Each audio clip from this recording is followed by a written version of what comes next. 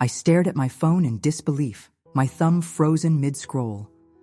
My mother's Instagram post glared back at me, a photo of the $2,000 Breville Oracle Touch espresso machine I'd saved for months to buy her, captioned with the words that felt like a slap across my face.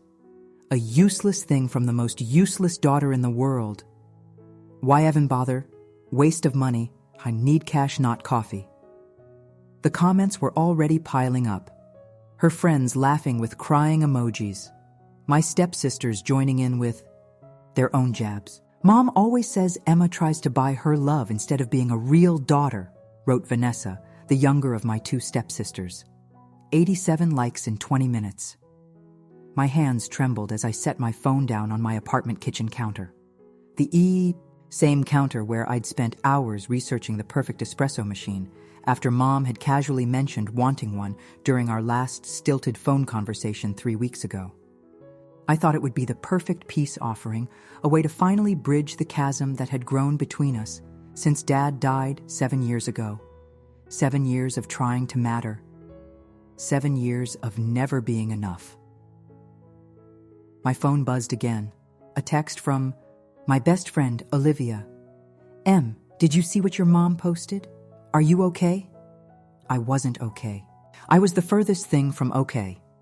The espresso machine had been delivered yesterday. I'd even paid extra for the special gift wrapping service, complete with a handwritten note that took me an hour to compose. Mom, I know things haven't been easy between us, but I think of you every morning with my coffee. Hope this brings you as much joy as you've brought me. Love always, Emma. What a joke. What an absolute humiliating joke. I grabbed my keys and my jacket. I couldn't sit still in my apartment with the walls closing in on me. I needed air. I needed space. I needed to not feel like the pathetic, desperate daughter who kept crawling back for scraps of affection from a mother who'd moved on to a better life with a better family. As I drove aimlessly through the city, memories flooded back. Unwelcome. Visitors that always seemed to arrive at my lowest moments. Dad's funeral. Mom, dry-eyed and distant, already texting Rick, her friend from work, who would become my stepfather less than a year later.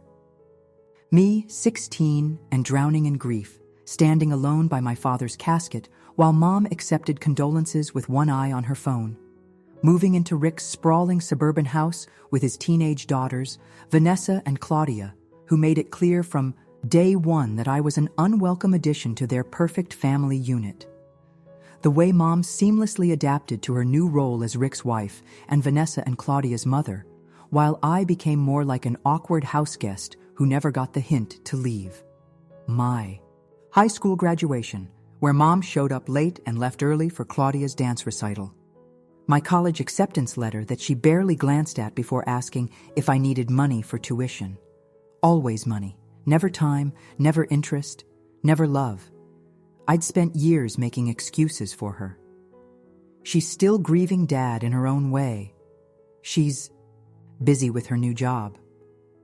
Blended families are complicated. But the truth was simpler and far more painful. When Dad died, something in Mom died too. The part that had room in her heart for me. I found myself pulling into a parking spot outside Henderson Park, where Dad used to take me for Saturday morning bike rides. I walked to our favorite bench overlooking the duck pond and sat down, letting the cool autumn air clear my head. My phone buzzed again. Mom, this time. Thanks for the coffee thing. You know we prefer Nespresso. Could have used that money toward your portion of the family vacation Rick is planning. Call me when you can contribute. No acknowledgement of the Instagram post. No apology.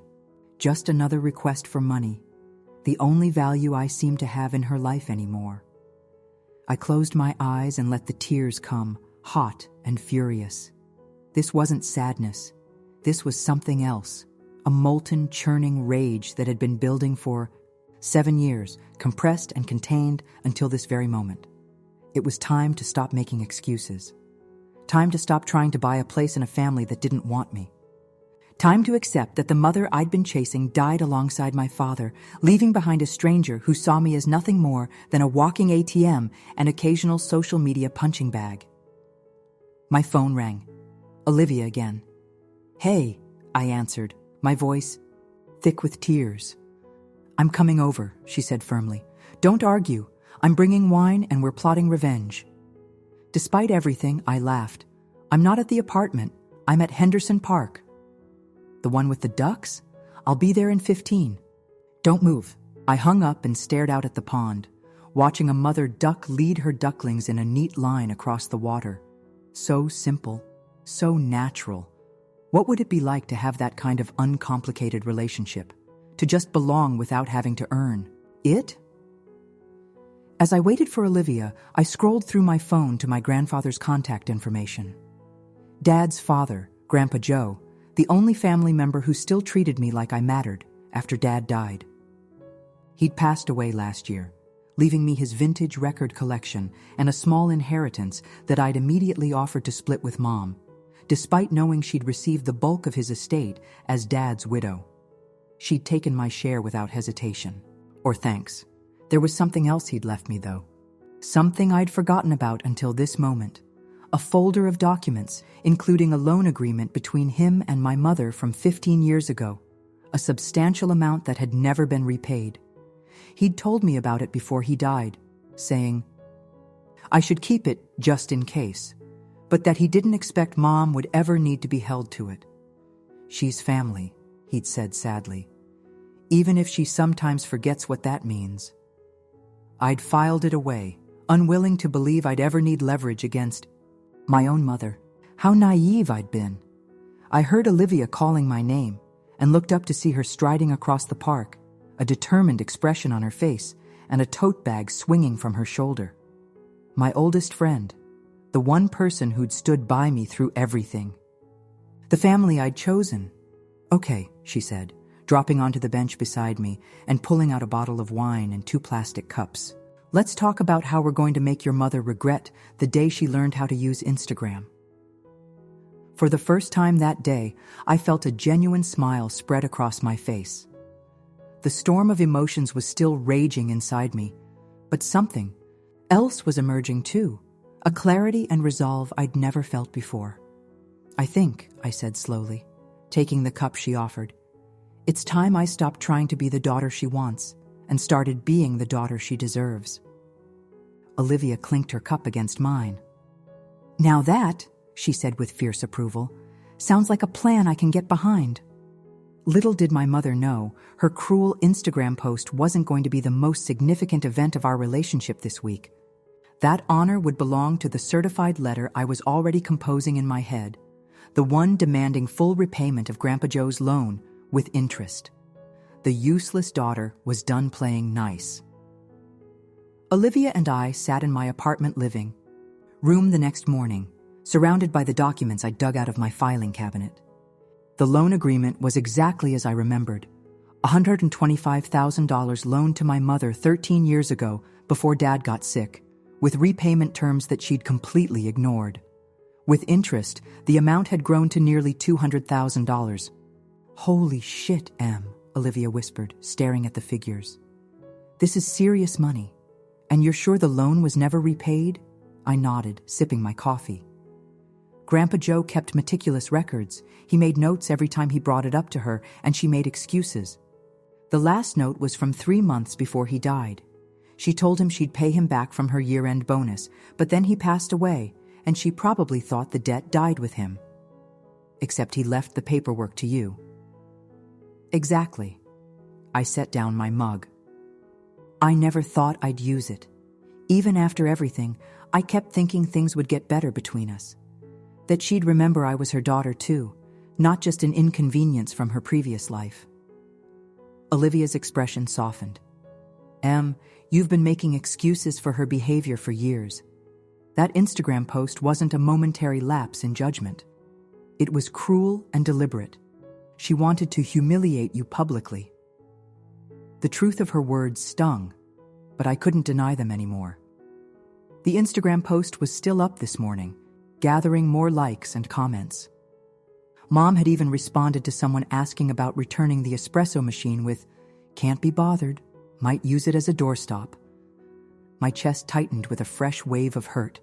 I'd maxed out my credit card for that gift, hoping it would be the thing that finally made her see me, really see me. Instead, it had become another weapon for her to use against me. "I'm not doing this for revenge," I said quietly, though part of me recognized the lie. "This is about self-respect, about finally acknowledging that this relationship is toxic and one-sided." Olivia reached over and squeezed my hand. "You don't have to justify it to me, but you should be prepared for the fallout. She's going to be furious." "Let her be." I straightened my shoulders. I've spent years walking on eggshells, trying not to upset her, trying to be the perfect daughter to a woman who doesn't want one. I'm done. We spent the rest of the morning drafting a formal letter with the help of a template we found online. It was surreal, using such cold, legal language to address my own mother. But there was something cathartic about it, too.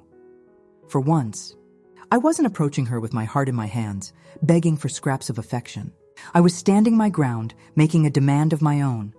As I signed my name at the bottom of the printed letter, a strange calm settled over me. Whatever happened next, I'd be the one driving the narrative for a change. "What do you think she'll do?" Olivia asked as we prepared to walk to the post office to send the letter certified mail. I slipped the envelope into my bag. "Best case?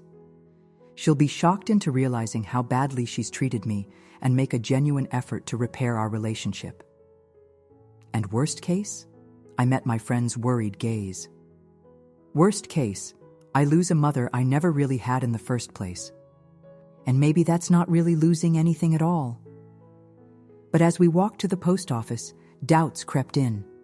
Was I really prepared to sever this tie completely? Despite everything, she was still my mother, my only blood family since Dad and Grandpa Joe died. The last connection to the happier life I'd once had.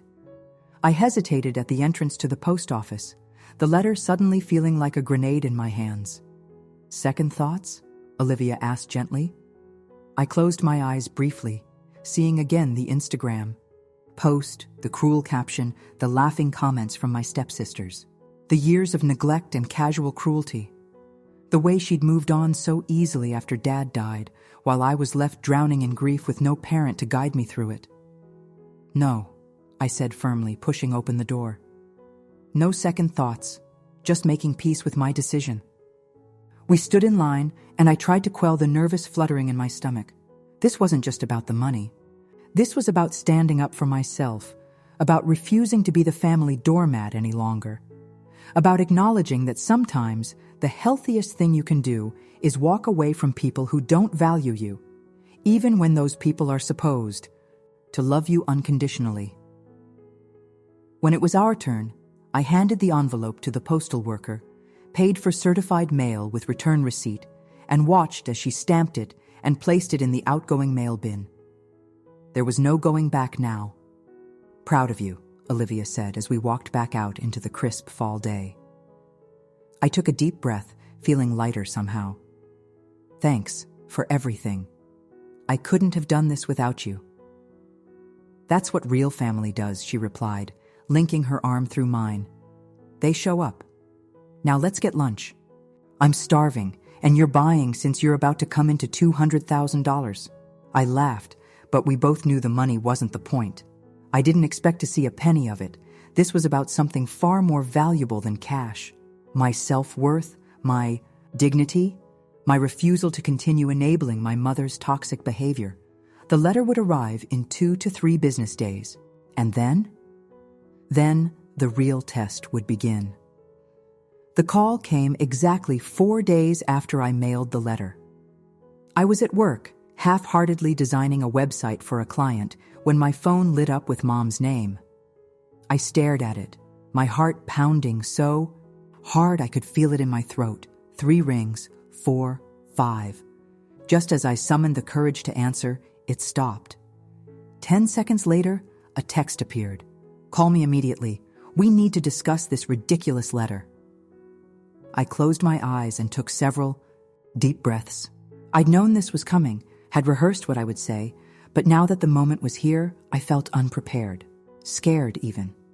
The instinct to apologize, to backpedal, to do anything to avoid her anger was nearly overwhelming. But then I remembered her Instagram post. The coffee machine that had probably been relegated to a closet or trash can. The years of emotional neglect and casual cruelty. I gathered my things, told my supervisor I wasn't feeling well, and left the office. This wasn't a conversation I wanted to have surrounded by coworkers. Once I was safely in my car, I dialed her number. She answered on the first ring. "What the hell do you think you're doing?" Her voice was ice cold, controlled rage vibrating in every syllable. "Hello to you too, Mom," I replied, fighting to keep my own voice steady. "Don't you dare get smart with me, Emma. I received your ridiculous letter yesterday. Is this some kind of joke or blackmail? Because if you think you can extort money from me with some ancient paperwork my father probably forgot about." "Grandpa Joe didn't forget," I interrupted. "He kept detailed records of every time he asked you about repayment and every excuse you gave him. The loan was properly documented, legally binding, and it transferred to me upon his death as part of my inheritance." A beat of silence. Then, "So this is about money? After everything I've done for you, you're trying to what? Bankrupt me? Ruin my life? Is this because of that stupid coffee machine?" I gripped the steering wheel until my knuckles turned white. "Everything you've done. For me, Mom? You've barely acknowledged my existence since Dad died. You threw me away like yesterday's trash the minute Rick came into the picture. You've missed every important event in my adult life. You mock me to your friends and my stepsisters. And yes, you publicly humiliated me over a gift that cost me 2 months' salary. A gift I bought because I'm still pathetically trying to make you love me after all these years." "Oh, here we go with the dramatics," she scoffed. "Poor neglected. Emma, always the victim. Maybe if you'd made more of an effort to fit in with our new family, instead of constantly reminding everyone of your father." "Don't you dare," I hissed, unexpected rage surging through me. "Don't you dare blame me for grieving Dad while you were busy erasing him from your life. I was 16, Mom. I just lost my father, and instead of helping me through it, you were texting your boyfriend at the funeral." "That's not fair. I was trying to build a future for us." "For you," I corrected. "You built a future for you. I was just excess baggage you had to drag along until you could cut me loose."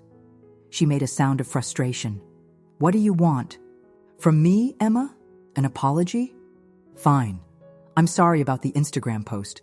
I was annoyed and I went too far. Happy now?"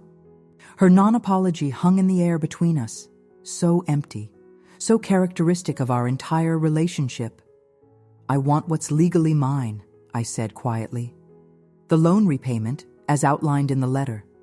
You have 30 days to either pay in full or propose a payment plan. Otherwise, I'll have no choice but to pursue legal action." "You would seriously sue your own mother?" Her voice rose in disbelief.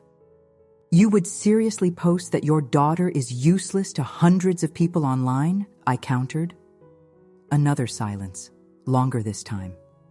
When she spoke again, her voice had that manipulative tremor I knew so well, the one she used when trying to make me feel guilty. "We don't have that kind of money just lying around, Emma. Rick and I just renovated the kitchen, and with the girls' college tuition." "Not my problem," I said, surprising myself with my firmness. "The loan has been outstanding for 13 years. You've had plenty of time to budget for repayment, so that's it? After one stupid Instagram post, you're demanding $200,000 and threatening to take me to court if I don't pay?" I closed my eyes, suddenly exhausted by it all. "This isn't about one Instagram post, Mom. It's about 7 years of rejection. 7 years of being treated like an inconvenience. 7 years of watching you be a mother to Vanessa and Claudia while treating me like a distant acquaintance you're obligated to acknowledge on holidays. That's not true. I've always—" "When's my birthday?" I interrupted. "What?" "My birthday." "When is it?" She hesitated, just a fraction too long. "April. April 12th.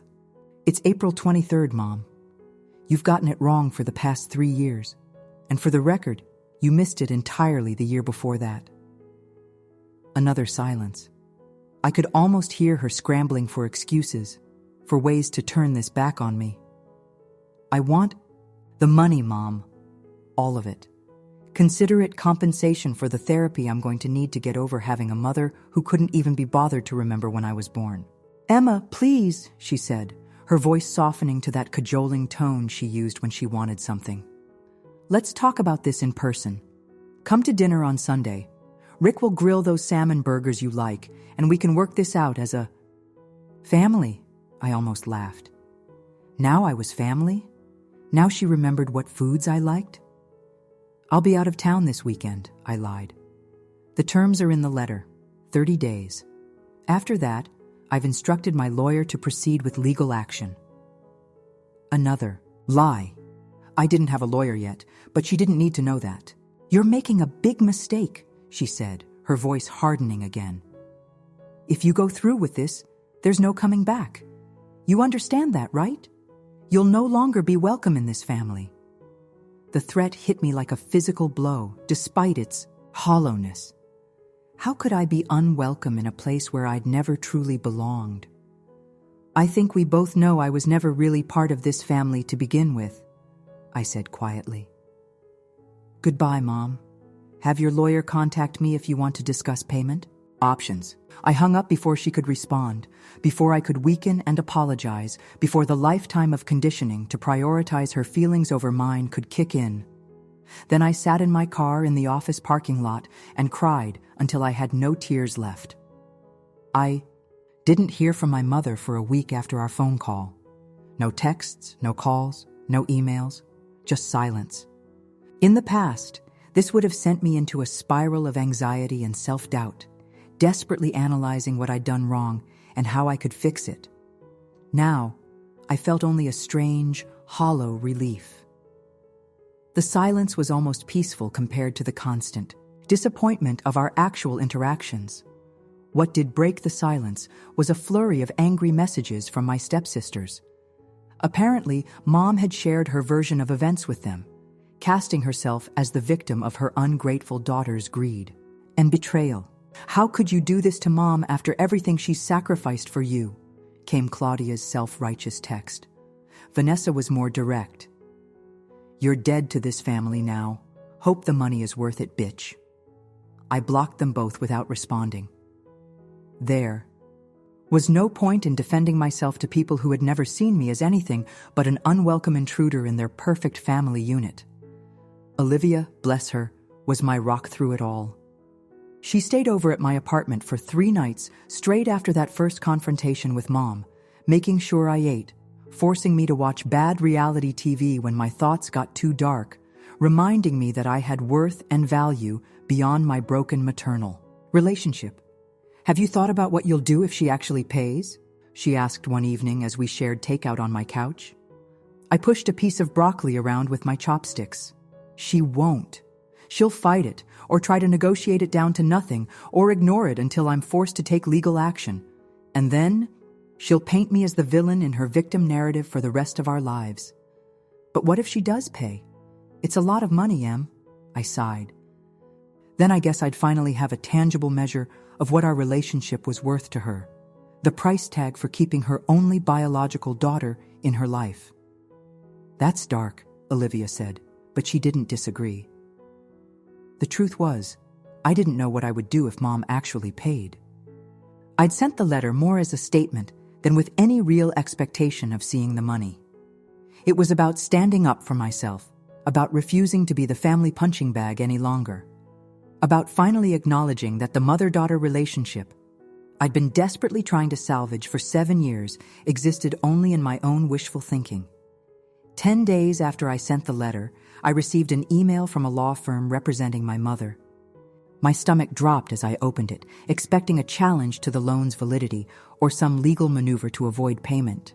Instead, it contained a proposed payment plan, $50,000 up front, followed by monthly payments of $5,000 until the debt was settled in full. I stared at the screen in disbelief. She was actually going to pay? Had my ultimatum somehow broken through decades of emotional withholding and neglect? The email concluded with a coldly professional note.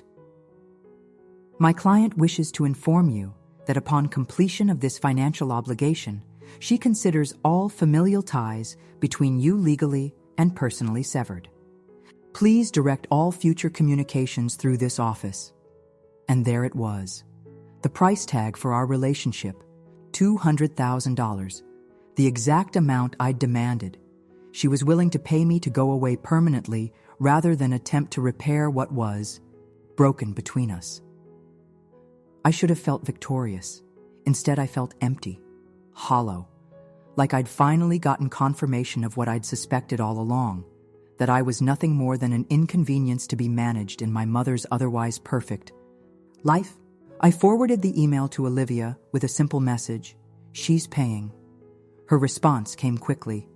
Holy shit, are you okay? Was I okay? I didn't know. I'd never known what okay was supposed to feel like in the context of my relationship with my mother. Was this cold, numb detachment okay? Was the dull ache of confirmed worthlessness okay? Was the strange relief of finally having certainty, however painful, okay? I don't know, I typed back honestly. Can you come over after work? Already. On my way, she replied. I sat at my kitchen table, staring at nothing, trying to process what had just happened. My mother had chosen money over me my entire life, constantly prioritizing her new family's financial needs, treating me like a burden when I needed help with college tuition, always making me feel like I was taking something that rightfully belonged to someone else.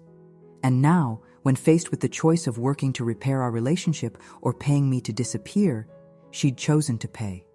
It shouldn't have been surprising, it shouldn't have hurt, but it did. My phone buzzed with a text from an unknown number. Curious, I opened it. It's Rick. Can we meet to talk about this situation? Just you and me. I think there's more to the story than you know. I stared at the message in confusion. Rick had never reached out to me directly before. Our relationship had always been cordial but distant. He'd never been cruel like Mom and my stepsisters, but he'd never made much effort to connect with me either. What could he possibly have to say now? Against my better judgment, I found myself responding, when and where. He suggested a coffee shop downtown the following afternoon. I agreed, telling myself it was curiosity, not hope, that motivated me. Whatever more to the story he thought existed, it couldn't change the fundamental truth revealed by my mother's response. She saw our relationship as a financial transaction, one she was willing to close out permanently. When I told Olivia about the meeting, she insisted on coming with me. No way am I letting you walk into what could be an ambush alone, she declared. I'll sit at a different table, but I'm going to be there, non-negotiable. I didn't have the energy to argue, and honestly, I was grateful for the backup. Despite his generally neutral stance in family matters, Rick was still my mother's husband, firmly on her team. Whatever he wanted to discuss, it was unlikely to be for my benefit. That night, I barely slept. Every time I closed my eyes, I saw the words from the lawyer's email. All familial ties between you legally and personally severed. So clinical. So final. The relationship I'd spent years trying to save, reduced to a debt to be settled and a tie to be cut. Morning came, and with it a strange sense of calm. Whatever happened at this meeting with Rick, it couldn't hurt me more than I'd already been hurt. I was already grieving the mother I'd never truly had. Nothing he said could make that loss any more acute. I dressed carefully in my most professional outfit, a subtle armor of pressed slacks and a structured blazer. If this was to be a business meeting about the termination of my family membership, I would look the part. Olivia picked me up, giving my outfit an approving once-over. Ready for battle? I nodded, squaring my shoulders. As ready as I'll ever be. We arrived at the coffee shop 15 minutes early. Olivia took a table near the back while I chose one by the window, highly visible but close to the exit. a strategic position for whatever was coming. Rick arrived exactly on time, looking older and more tired than I remembered from our last awkward family gathering at Christmas. He spotted me immediately and walked over, a manila folder tucked under. His arm. "Emma," he said, his voice softer than I expected. "Thank you for meeting me." I nodded, not trusting myself to speak yet. He sat down across from me, placing the folder on the table between us. "Would you like something to drink?" he asked, glancing toward the counter. "I'm fine," I said shortly. "What did you want to discuss?" He sighed, running a hand through his thinning hair. "I want to talk about your mother, about what's happening, about why things are the way they are." "I think the lawyer's email made things pretty clear," I said, fighting to keep my voice steady. "She's willing to pay me off to get me out of her life permanently. There's not much complexity there." Rick's expression hardened slightly. "That's not what's happening, Emma. Your mother isn't paying you off. She's selling the house." I blinked, caught off guard. "What?" "The house. Our house. She's put it on the market to pay you back. It's the only way we can come up with that kind of money quickly." I felt a cold weight settling in my stomach. That's not my problem. She borrowed money she never intended to repay. Actions have consequences. "I know that," he said, surprising me again. "And I'm not here to make you feel guilty or to ask you to withdraw your claim.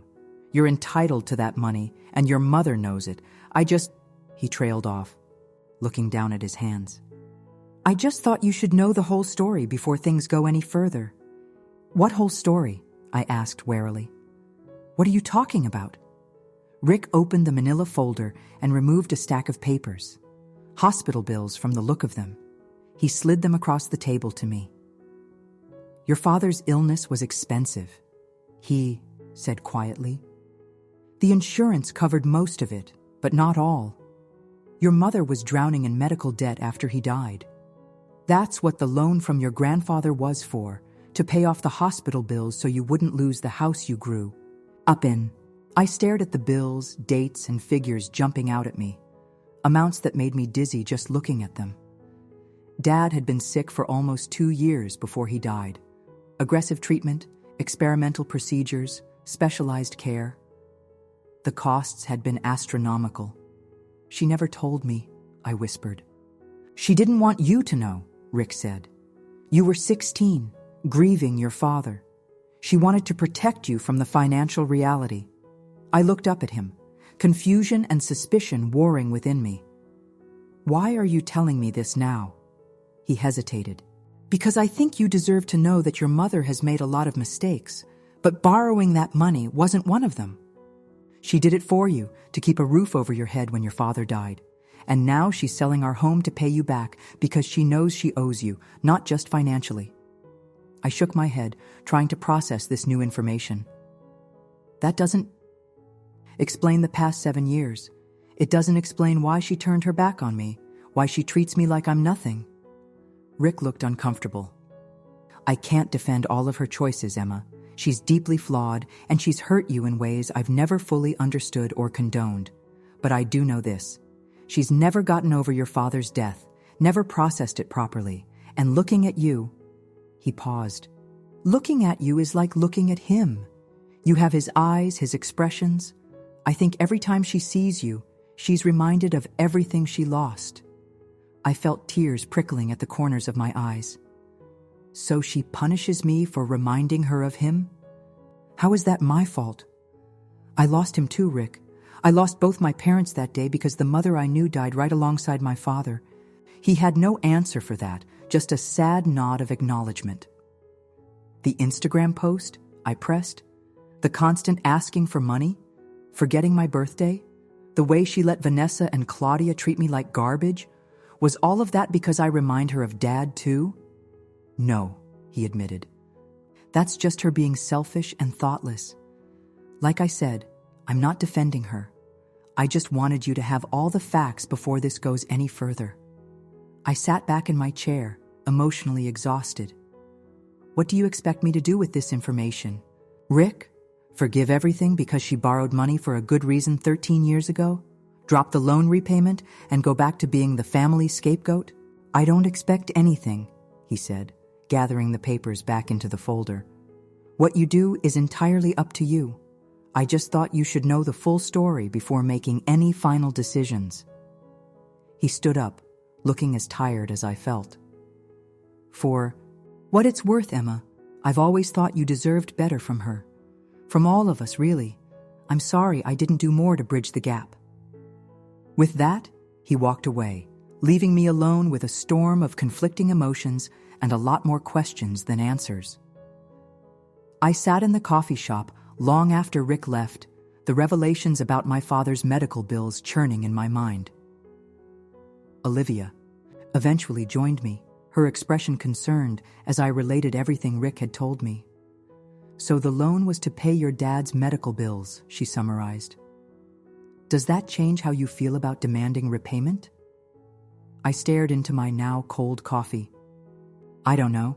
It makes the original loan more understandable, but it doesn't excuse 13 years of not paying it back. And it definitely doesn't explain or justify how she's treated me since Dad died. No, Olivia agreed. It doesn't. Rick said she's selling their house to pay me back. And how does that make you feel? I considered the question. Confused. Guilty, a little. But also, I don't know, validated. She's finally taking one of my needs seriously, even if it's only because I forced her hand legally. Olivia reached across the table and squeezed my hand. What are you going to do? That was the million-dollar question, wasn't it? Or in this case, the $200,000 question. I had options now that I hadn't considered before. I could press forward with the full repayment demand, forcing my mother to sell her house and effectively ending our relationship forever. I could reduce the amount or extend the payment terms to make it easier on her financially, perhaps opening the door to some kind of reconciliation. I could forgive the debt entirely as a gesture of good faith, hoping it might lead to healing our broken relationship. Each option came with its own risks and potential heartbreaks. Each required me to decide what I valued more, justice or the possibility of reconciliation. I need time to think, I said finally. This changes things, but I'm not sure exactly how yet. That night, alone in my apartment, I pulled out the box of memories I kept hidden in the back of my closet. Photos of my dad and me, fishing trips, bike rides, his proud face at my elementary school science fair. Pictures of my mother from before, when she used to smile with her whole face, when she looked at me like I was the center of her universe. There was a family photo taken just months before Dad was diagnosed. The three of us at the beach, squinting. In the bright sunlight, arms around each other, sand on our feet. We looked happy. We were happy. What would Dad think of all this? Of what his death had done to his wife and daughter? Of the chasm that had grown between us? Of me demanding repayment? Of a loan that had helped pay for his medical care? I fell asleep with the question burning in my mind, no closer to an answer than I had been in the coffee shop. The next morning, I woke to a text from my mother, the first direct communication since our heated phone call. Can we meet? Just us. Please. 2 weeks ago, those words would have sent my heart soaring with hope. Now I felt only wariness and a dull ache of anticipation. Whatever she wanted to say, it wouldn't undo years of rejection. It wouldn't erase the Instagram post or the lawyer's cold email about severing all familial ties. But still, she was asking, not demanding. That please felt significant somehow. Texted back, when and where. She suggested dinner at a restaurant we'd frequented as a family when Dad was alive, a small Italian place where the owner knew us by name and always gave me extra meatballs because I was his favorite little customer. I hadn't been there since Dad died. I wasn't sure if the owner would even remember me now. I agreed to meet her that evening, then immediately called Olivia in a panic. What if this is just another manipulation? I asked, pacing my living room. What if she's just trying to guilt me into dropping the loan? Then you walk away, Olivia said simply. You've survived 7 years of her worst behavior, Em. You can survive one more dinner. She was right, of course. The worst had already happened. My mother had already made it clear that our relationship wasn't worth fighting for. Nothing. She could say tonight would hurt more than that knowledge. I dressed carefully for the dinner, choosing an outfit that made me feel confident but not unapproachable. I wanted armor, but not walls, protection, but not isolation. I was walking a delicate line between self-preservation and openness, unsure which would serve me better in the hours ahead. The restaurant looked exactly as I remembered it. Warm. Lighting, red checkered tablecloths, the smell of garlic and tomato sauce hanging in the air. My mother was already seated at a table in the back, her hands wrapped around a glass of white wine that she wasn't drinking, just holding like a lifeline. She looked up as I approached, and for a moment, I saw something in her eyes I hadn't seen. In years, genuine emotion, unfiltered by calculation or self-protection. She looked afraid. Emma, she said, standing awkwardly. Thank you for coming. I nodded, sitting down across from her. Rick told me about Dad's medical bills, I said, dispensing with small talk. About what the loan was for. She sank back into her chair, something like relief crossing her face. He shouldn't have done that without talking to me first. But, yes, your grandfather helped us when the insurance denied some of your father's experimental treatments. We would have lost everything otherwise. Why didn't you ever tell me? She twisted her napkin in her hands. You were so young, already dealing with so much. I didn't want you to know how close we came to financial ruin on top of losing your father. And afterward? When I was older? Why keep it a secret then? She looked away. Shame, I suppose, for not being able to handle it on my own, for needing to borrow money I couldn't repay, for failing as a provider when you needed me most. I felt a flicker of empathy, quickly smothered by the memory of years of neglect. That explains the loan, Mom. It doesn't explain everything else. It doesn't explain why you pushed me away, why you replaced me so easily with Rick and his daughters, why you've treated me like an obligation instead of your child for the past 7 years. Her eyes filled with tears. I know. I know it doesn't. Then explain that part to me, I demanded, my own voice thick with emotion. Help me understand. Why my mother disappeared the day my father died. She took a shaky breath. I don't have a good explanation, Emma. Nothing that will make it okay or justified. The truth is ugly and selfish, and I'm not proud of it. Tell me anyway. She nodded, setting down her wine glass. When your father died, I felt like I'd failed. Failed him by not somehow magically saving him. Failed you by not being strong enough to be the parent you needed. Failed myself by not knowing how to exist in a world without him. We'd been together since college. I didn't know who I was without him. She paused, wiping at a tear that had escaped. Rick was an escape, a way to not have to face the emptiness. His girls were already raised, practically adults themselves. They didn't need much mothering, not the way you did. They didn't remind me of everything I'd lost, everything I was failing at. So you chose the easier family, I said, the words bitter on my tongue. Yes, she admitted, surprising me with her honesty. I chose the path of least resistance, the one that hurt less in the moment. And once I started down that road, it became harder and harder to find my way back. The more I neglected you, the more guilt I felt, and the more that guilt made me want to avoid you. It was a terrible cycle, and I knew what I was doing, and I did it anyway because I was weak and selfish and broken. Her candor left me momentarily speechless. I'd expected excuses, deflection, maybe even anger. Not this raw, ugly truth. The Instagram post? I finally asked. She closed her eyes, shame evident in every line of her face. There's no excuse for that. None. It was cruel and thoughtless, and I was showing off for Vanessa and Claudia. Being mean about you has become our twisted way of bonding. It's horrible. I know it's horrible. The minute I posted it, I knew I'd crossed a line I couldn't uncross, but I was too proud, too stubborn to take it down or apologize. I sat there, absorbing her words, the honesty of them, the awfulness of them. "Do you know what hurts the most?" I said after a long silence. "It's not even the Instagram post, or the forgotten birthdays, or being treated like an ATM. It's that you didn't fight for me. At any point in the past 7 years, you could have made a different choice.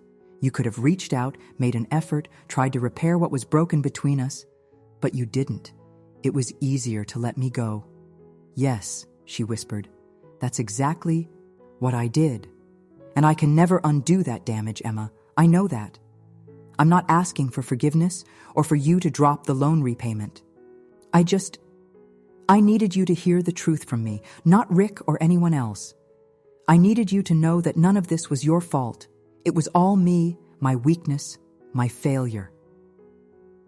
The waiter approached, ready to take our orders, but seemed to sense the heavy atmosphere and retreated without a word. "What do you want from me, Mom?" I asked, suddenly exhausted. "Why are we really here?" She reached into her purse and pulled out a check, sliding it across the table. "The first payment, as agreed in the email from my lawyer, $50,000. The house goes on the market next week to cover the rest." I stared at the check, feeling sick. "You're still going through with it?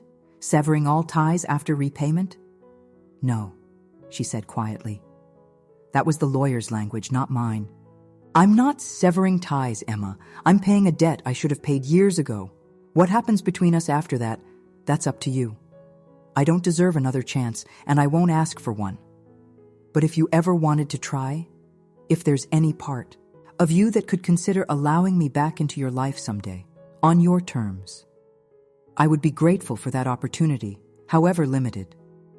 I picked up the check, looking at the neat figures, the careful signature.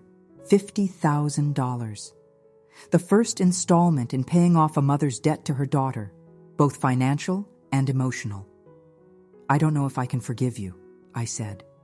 "Honestly. I don't know if we can ever have a real relationship after everything that's happened." She nodded, accepting this. "I understand, but I hope you know that I do love you, Emma. I've been a terrible mother, but I've never stopped loving you, not for a single day." Words I'd longed to hear for 7 years, words that now felt like too little, too late, and yet, "I'll cash the check," I said, tucking it into my purse. "And I'll think about what you've said. That's all I can promise right now." "That's more than I deserve," she replied, a sad smile ghosting across her lips. We ordered food after that, picking at our meals in awkward silence, occasionally making stilted conversation about neutral topics. It wasn't healing or cathartic. It was just two wounded people trying to navigate the ruins of a relationship neither knew how to rebuild. When we parted in the parking lot, she didn't try to hug me, and I was grateful for that small mercy. Some boundaries were still too raw to cross. "Take care of yourself, Emma," she said simply. "You too, Mom," I replied, the word mom feeling strange on my tongue after weeks of thinking of her as my mother, a clinical, distant designation, rather than the intimate title it once was. I drove home in silence, the check in my purse feeling simultaneously like a victory and a defeat. I'd gotten what I wanted, acknowledgement, repayment, even an apology. But the cost had been high, perhaps too high to ever recover from. At home, I sat on my couch in the dark, trying to untangle the knot of emotions inside me. Anger, hurt, vindication, grief, and underneath it all, a tiny, persistent flicker of something that might, someday, with careful tending, become hope. Not hope for the mother-daughter relationship I dreamed of as a child. That dream had died alongside my father. But perhaps hope for something new, something honest, something built on clear-eyed acceptance of who we both were now, damaged and imperfect, and trying, in our own ways, to find a path forward through the wreckage of our shared past. I took out my phone and texted Olivia. "It's done. She paid. We talked. I don't know what happens next. Her reply came quickly. "One day at a time, Em. One day at a time. One day at a time." It wasn't a solution or a happy ending, but maybe, just maybe, it was a beginning. The following weeks unfolded in a strange new rhythm. My mother's house went on the market as promised, selling quickly in the hot real estate market. She and Rick downsized to a smaller home in a different neighborhood, one I'd never visited. My stepsisters, I heard through the grapevine, were furious about the move, especially Vanessa, who had apparently been planning an elaborate backyard wedding at the old house next summer. I received the second payment right on schedule, deposited directly into my account without fanfare. Then the third. Each transaction a silent acknowledgement of both debt and regret. My mother and I texted occasionally, brief, cautious messages that carefully avoided both sentimentality and recrimination. "How are you?" "Fine, busy with work. You?" "Good. Adjusting to the new place." Safe, superficial exchanges that nonetheless represented more honest communication than we'd had in years. The Instagram post that had started it all was long gone, deleted sometime after our confrontation. My stepsisters had unfollowed me on all social media platforms, which was frankly a relief. I wouldn't miss their passive-aggressive comments or the carefully staged family photos that always seemed designed to remind me of my outsider status. As the initial shock and emotion of the confrontation faded, I found myself facing a new question. What was I going to do with the money? It was a substantial sum, enough to completely change my financial situation. I could pay off my student loans, make a down payment on a house, start the graphic design business I'd always dreamed of. Travel, the world. But there was something about the money that felt heavy, tainted somehow. Not because of where it came from. I still believed I was entitled to the repayment of Grandpa Joe's loan, but because of what it represented. The price tag of a broken relationship, the cost of years of neglect and rejection. I discussed it with Olivia one evening as we sat on my apartment balcony watching the sunset. "I want to do something meaningful with it," I explained. "Something that transforms it from this symbol of everything that went wrong between me and Mom into something positive." "Like what?" she asked, sipping her wine. I hesitated, still forming the idea in my mind. What if I used part of it to start a foundation? Something in Dad's name, maybe to help families dealing with medical debt after losing a loved one. Olivia's eyes softened. That's beautiful. Your dad would love that." "I think so too," I said, warming to the idea. "It doesn't have to be huge, maybe just enough to help a few families each year with immediate expenses after a death. Hospital bills, funeral costs, that kind of thing. The practical stuff that gets lost in the grief. And the rest of the money?" I smiled, feeling lighter than I had in months. "I think I'll finally take that web design course I've been eyeing. Maybe look for a better apartment. Start building the life I want instead of trying to fix the past." There was something liberating about the decision, a reclaiming of the narrative. The money wasn't payment for my mother's emotional neglect. It was seed capital for my future and a way to honor my father's memory. 2 days later, I emailed my mother a brief outline of my plans for the foundation. It wasn't an olive branch exactly, but it was something. An acknowledgement that our shared past, however painful, could still yield something worthwhile. Her response came the same evening. "Your father would be so proud of you, Emma. I'd like to contribute annually to the foundation, if you'll allow it." I stared at her message for a long time, feeling the subtle shift it represented. Not forgiveness, not reconciliation, but a tentative step toward something new. Something that honored the love we'd once shared without denying the pain that had followed. "I'd like that," I replied simply. The next morning, I woke to another text from her. "Would you consider having coffee sometime next month? Just to talk about the foundation details." And there it was, the question I'd been both dreading and expecting. The invitation to cautiously, tentatively begin rebuilding some kind of relationship, centered not on the past, but on a shared commitment to something meaningful. I thought about ignoring it, about maintaining the safe distance we'd established, about protecting myself from the possibility of further disappointment. But then I thought about Dad and what he would want for the two women he'd loved most in the world. I thought about Grandpa Joe and his gentle wisdom, his belief that family was worth fighting for, even when it was messy and imperfect. I thought about the person I wanted to be, not defined by bitterness or resentment, but by courage and compassion and the core capacity for growth. Coffee would be fine, I texted back. Let me know when you're free. It wasn't forgiveness. It wasn't forgetting. It was simply a choice to leave the door cracked open, just enough for a sliver of light to find its way through. Later that day, I walked through Henderson Park, where this whole journey had begun weeks earlier. The duck pond was peaceful in the afternoon sun, a mother duck still guiding her ducklings across the water with patient determination. I sat on the same bench where I'd plotted my confrontation, where anger and hurt had crystallized into resolve. Now I felt neither the raw pain of that day nor some fairy tale resolution, just a quiet acceptance that relationships, like people, are complicated and flawed and sometimes broken beyond perfect repair. But broken things, if handled with care, can sometimes be rebuilt into something different. Something that bears the marks of damage but finds new purpose, new beauty in the reimagining.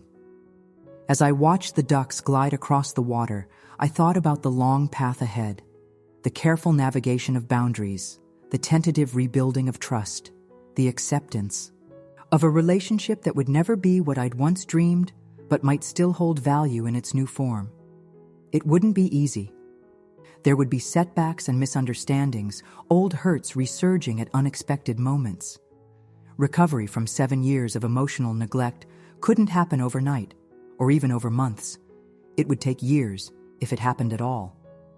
But for the first time since Dad died, I felt something like peace about my mother. Not because she'd suddenly become the parent I'd always wanted, but because I'd finally stopped needing her to be. I'd found my own strength, my own value, my own way forward. The $2,000 coffee machine that had started this whole journey was long gone, discarded or donated or gathering dust in a closet.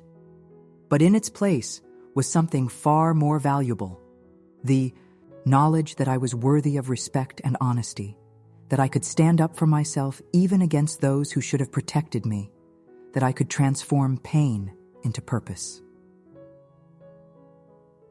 My phone buzzed with a text from Olivia. Dinner tonight to celebrate. Your foundation plans? My treat, I smiled, typing back my acceptance. Family, I'd learned, wasn't always about blood. Sometimes it was about who showed up, who stayed, who held space for your pain without trying to diminish it. Olivia had been more family to me in the past 7 years than my mother had. And yet, there was this tiny new seed of possibility with my mother. Not a reset to some idealized past, but perhaps the beginning of something honest, something real, something that acknowledged both the damage done and the potential for healing. As I left the park, I paused to take a photo of the duck family, now resting peacefully at the edge of the pond. I hesitated a moment, then sent it to my mother with a simple caption: "At Dad's favorite spot today, thought of you both." Her reply came a few minutes later. "He loved those ducks. Thank you for sharing this, Emma. Small steps, tiny bridges across a vast gulf of hurt and misunderstanding. Not a fairy tale ending, but perhaps the beginning of a new, more truthful story. And for today, that was enough."